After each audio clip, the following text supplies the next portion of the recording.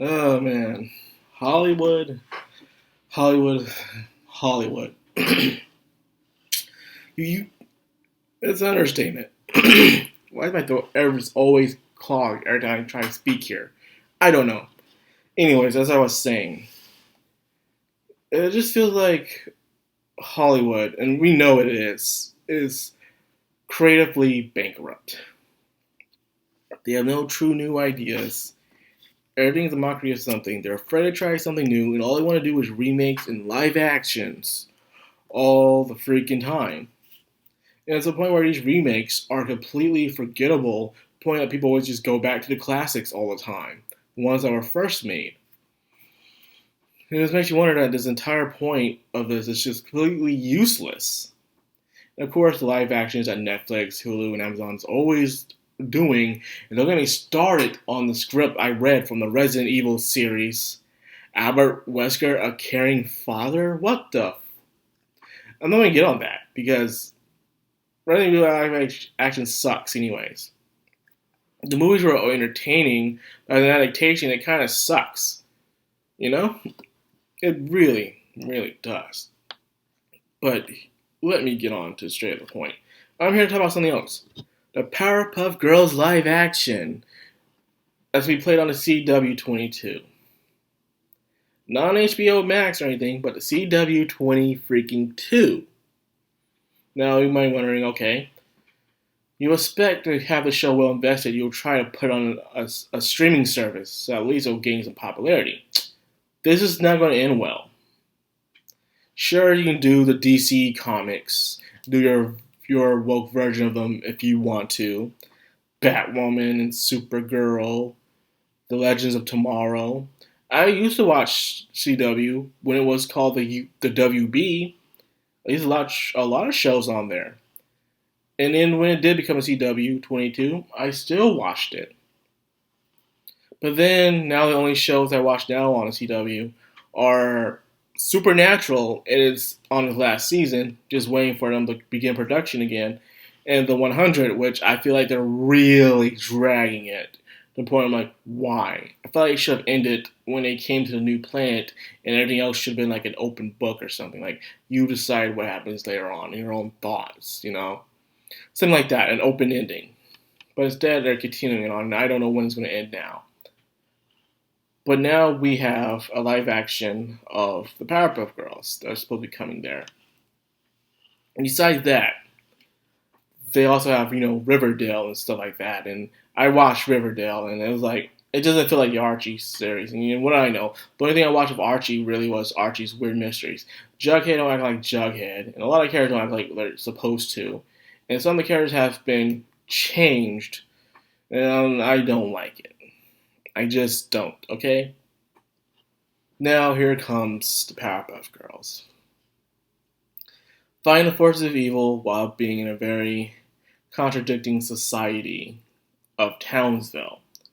That's one of the main things of Powerpuff Girls. Besides them fighting the monsters, they just had to deal with the law or the adults and stuff like that, and how the adults will get away with certain things by using the law, but then the girls will find a way around the law to get back at the adults that are very corrupted, such as the movie, or they're saying how you can't fight against your elders and stuff like that. There was always some type of theme that was behind each episode besides fighting the bad guy.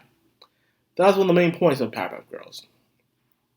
Of course, there always have been imaginatives of what would happen if they grew up, whether in high school or as adults. I know HBO or whatever did a satire one where it was them being adults, and it was about them being on relationships and working out and just having problems.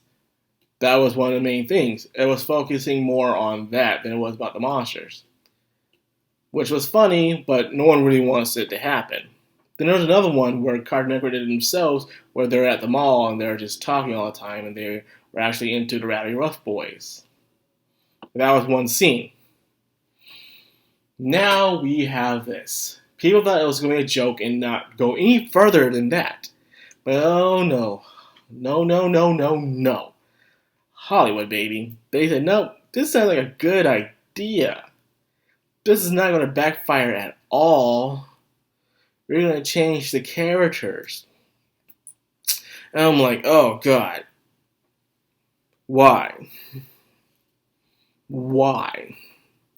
No one asked for this. No one wants this. People are ranting about saying how dumb this is, but they're going to do it anyway because they feel like they know better for some freaking reason. And this is why I only watch anime or things outside of America now. Because at least they pay proper respect to their freaking material. These guys, Americans just don't feel like it. Hollywood doesn't feel like they have to respect anything. Let's be money. Who cares? Let's just do it. And then when it backfires, they'll go on Twitter saying how it's trolls, alt-right, white male trolls, I tell you, that only are the only ones who are angry about this. Not black people, not lesbians, not chicks. Only alt-right, white male trolls. And that makes me sick. It makes me feel like I don't exist to them. And I can't stand that, you know? Like, why always have to be people from the alt-right? I know I feel like I'm going inside of this, but it's just some vexing I do. This episode's gonna have a lot of vexing to it. Okay, because I need to vex this out onto someone. And I feel like we don't need this at all. It should make people angry. The first couple episodes will probably get a lot of views and it'll go down the tank. Look, Japan did their own version of Powerpuff Girls. Powerpuff Girls Z. It's not my favorite. In fact, I don't care much for it. But watching in Japanese was pretty okay too.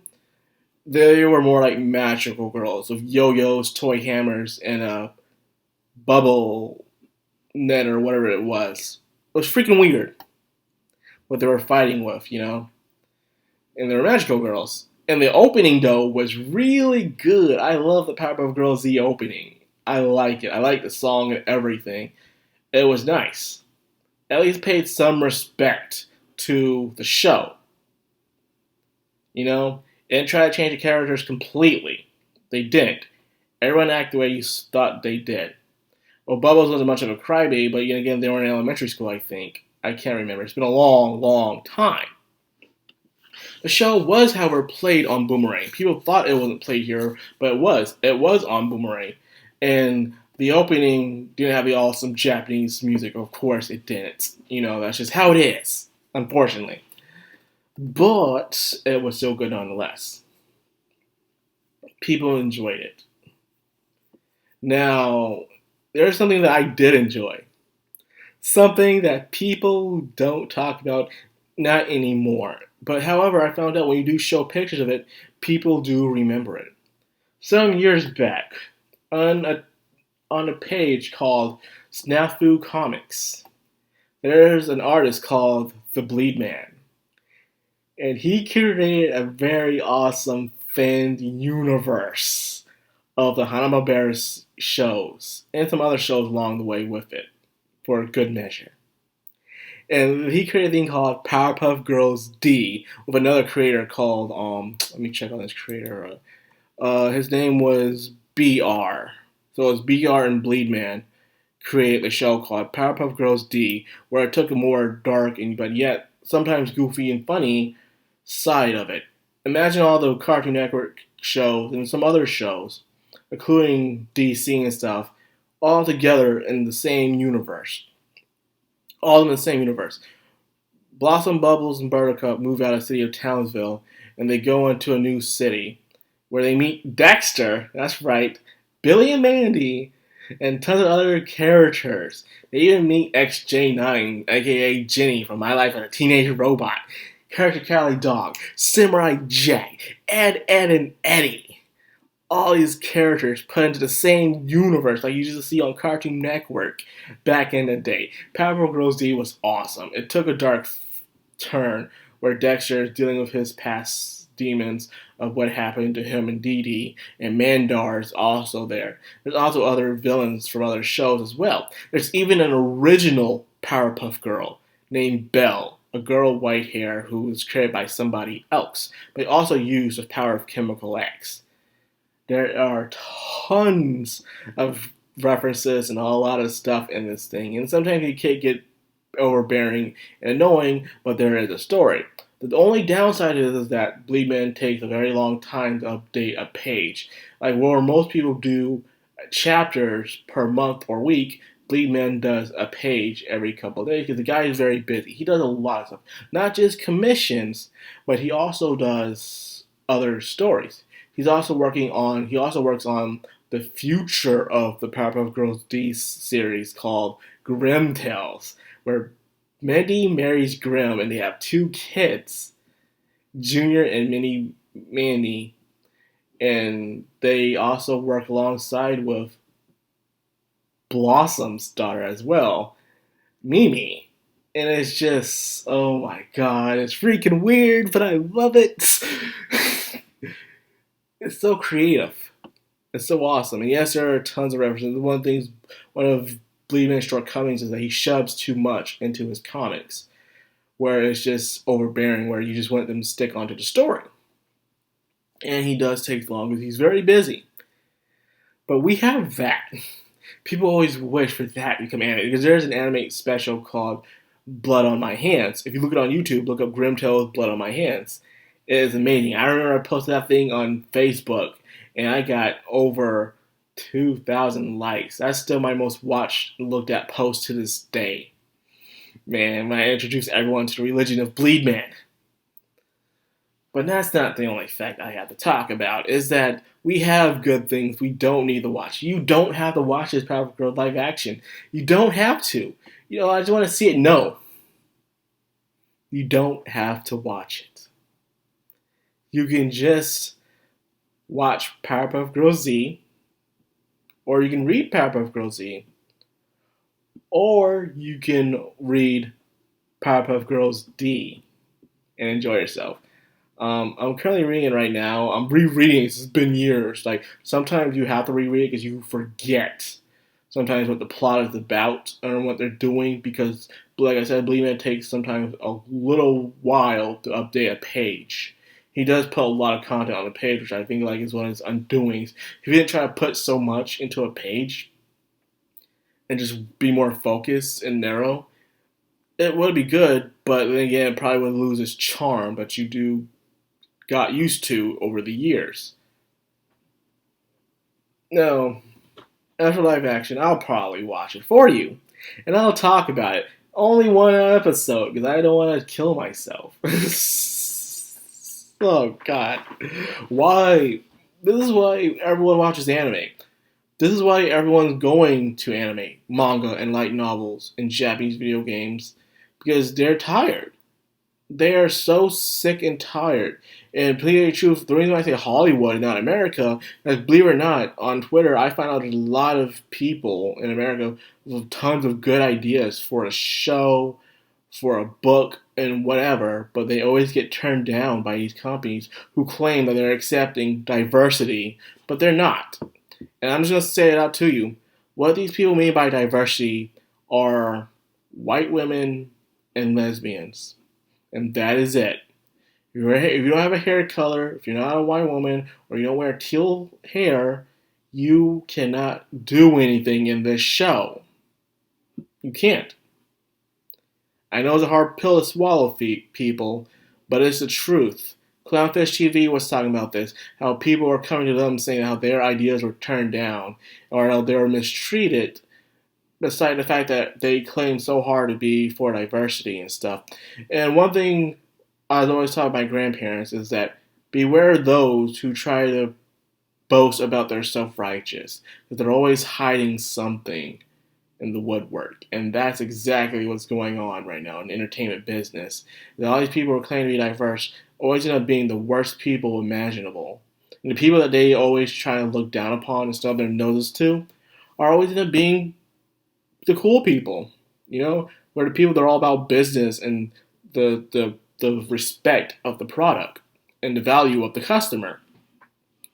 And that's why I always roll my eyes and shake my head when I see these things where they're always trying so hard to say, look at the bad guys and all stuff like that. Hell, you can be a diverse person. You can be a black guy like me, and you could talk to some of these people with a very reasonable response. For instance, because they're always saying, oh, white male trolls are doing this to me and stuff. And I asked you, and I told them, why does everyone that disagrees with you have to be an alt-right white male troll to you? Could be the fact that people could be also having the same ideology as you, but yet disagree with you on something. And guess what happened?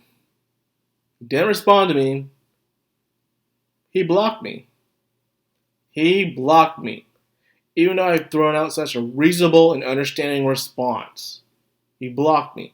These people don't mean what they really say or care about what they really say.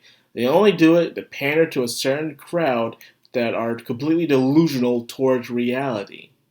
And I feel like this is long enough. You know, I haven't been doing much. Of course, this video doesn't get much views, and I don't care. I just do this for myself, really. But anyways, like I said, it's just gonna be terrible.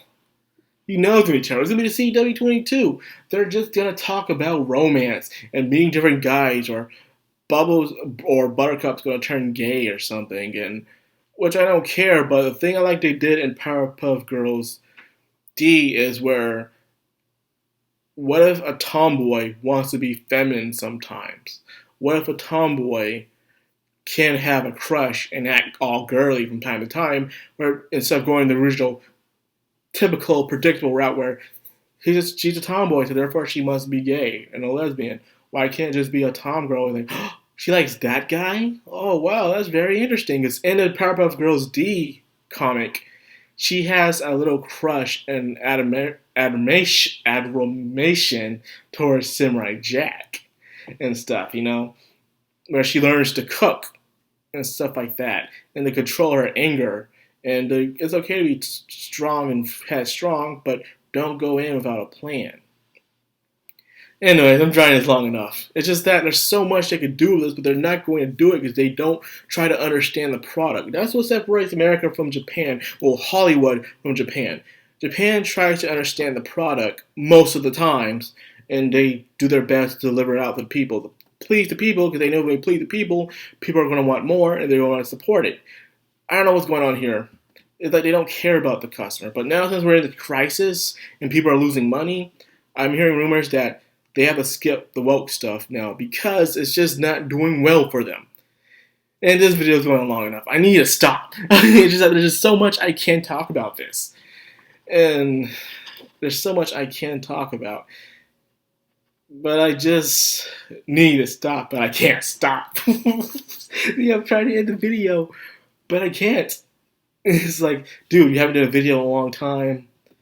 Where are the videos at? Oh, I did a must-watch of Koda-chan, and I hope you guys watched that, by the way, Child's Toy. A very good anime. I'm now reading the manga. And the manga, it's more mature, and less annoying than some of the things the anime did, but I still love the anime. But anyways, I'll think of something else for you guys to read next time. Probably tomorrow. Yes. I have some days off, actually. I know, right? Oh, I know some people out there can't work and stuff, but I have to say, I need some days off. I'm sorry. I need it. I am tired. Lord, help me rest my feet. Well, anyways, that is all I got for this, man. I hope you guys enjoyed it. I am doing my best to bring a video out to you tomorrow. I'll see what happens. So anyways, I hope you guys enjoyed it. If you did, like, comment, subscribe, and of course, hit that bell icon. This has been the Madcrown on Anime. Signing out.